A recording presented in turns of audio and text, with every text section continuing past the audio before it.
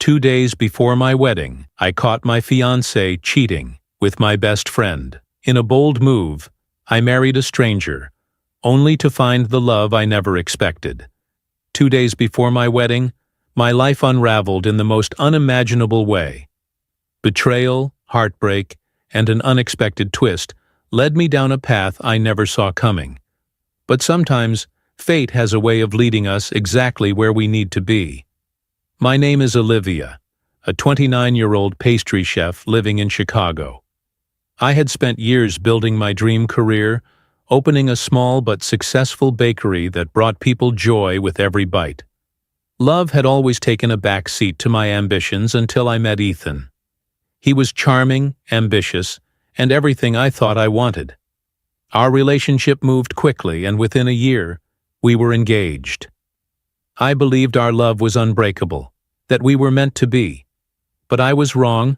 The betrayal came in the form of my best friend, Zoe, a woman I had trusted with my secrets, my dreams, and my heart. 2 days before my wedding, I walked into Ethan's apartment to pick up my wedding dress, which had been delivered there by mistake. What I found shattered me. Zoe, draped in my wedding gown, in Ethan's arms, their expressions frozen in a mix of guilt and defiance. My heart plummeted as reality sank in. "It's not what it looks like," Ethan stammered, pulling away from Zoe. I wanted to laugh at the absurdity of his excuse. Instead, a cold numbness washed over me. I had spent years believing in this man, planning a future that now seemed like a cruel joke. "You're done," I said, my voice devoid of emotion. Ethan's expression darkened. "You think you can just walk away? My parents have spent a fortune on this wedding." His words cut deeper than the betrayal itself. He wasn't pleading for my love, for forgiveness. He was worried about money.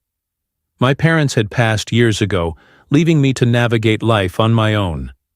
Ethan knew that, and yet he still believed financial investment was a reason to stay in a broken relationship.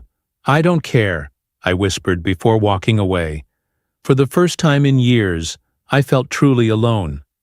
My wedding was off, my best friend had betrayed me, and my supposed soulmate had been nothing more than a mirage.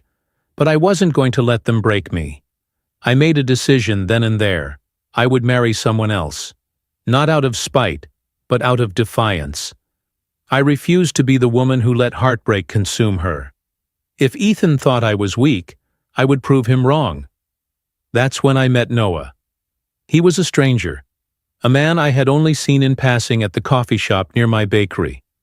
A construction worker with calloused hands and kind eyes. When I saw him sitting at the cafe, I didn't hesitate. "Are you single?" I asked bluntly. Noah raised an eyebrow but nodded. "Yeah, why? Would you like to make $100,000? He laughed, assuming I was joking, but when he saw the seriousness in my expression, he leaned in. "Go on." "I need a husband," I said. "Tonight." Noah could have walked away. Any sane person would have, but he didn't. He studied me for a long moment before finally nodding. "All right." Within hours, we were standing before a judge at City Hall, exchanging vows. There were no flowers, no guests, no grand declarations of love. Just two strangers signing a piece of paper that bound them legally together. A part of me expected regret to hit me like a tidal wave. But as I looked at Noah, calm and unshaken, I felt something else entirely. Relief. The real storm hit when I returned home to tell Ethan and his family. They were livid. "You married him?" Ethan scoffed, his face twisted in disbelief. "Yes," I said simply. His mother gasped, clutching her pearls as if my words had personally wounded her. "This is ridiculous. You're still engaged to Ethan." "No," I corrected. "I was engaged to him. Now, I'm married." Ethan clenched his fists. "You think this changes anything? You won't get away that easily." My father-in-law, a man who had always treated me like a business deal rather than a future daughter-in-law, stepped forward. "If you walk away from this, you walk away from everything. Your bank accounts, the wedding expenses, We'll cut you off entirely. I felt a flicker of panic. I had invested everything into my bakery, and while it was growing, I wasn't financially secure yet. But then Noah, the stranger who had become my husband, stepped beside me. "She won't need anything from you," he said, his voice steady. "I'll take care of her," Ethan sneered. "And how do you plan on doing that? You're a construction worker. Do you even have savings?" Noah didn't flinch. Instead, he smiled. "I have enough." I left with Noah that night, leaving behind a life I had built with people who never truly cared for me. I should have been terrified, but strangely, I wasn't. Noah took me to a small apartment above a restaurant. It wasn't glamorous, but it was safe. That night, as I sat on his couch, I realized I knew nothing about him. "Why did you do it?" I finally asked. "Why marry me?" He shrugged. "You looked like you needed saving." I let out a breathless laugh. "And what do you get out of this?" "A wife," he said simply. "And maybe a chance at something real." Days passed, and I found myself drawn to Noah in ways I hadn't expected. He was kind, patient, and never once made me feel like I owed him anything. He worked hard, running a small but successful chain of restaurants. I had assumed he was just another blue-collar worker, but I had underestimated him.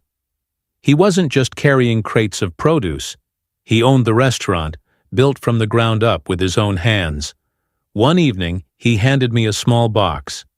Inside was a delicate diamond ring. "You never got a proper engagement ring," he said. "Figured you deserved one." Tears pricked at my eyes. "Why are you being so nice to me?" "Because you deserve it." In that moment, I realized I had never truly been loved before. Not the way Noah was showing me. When Ethan showed up one last time, begging me to come back, I knew my answer before he even finished speaking. "No," I said firmly. "You don't control me anymore." Noah stepped beside me, his presence a silent shield. Ethan scoffed, shaking his head. "You think this is love?" I looked at Noah, at the man who had shown me kindness without expecting anything in return. "Yes," I said. "I do."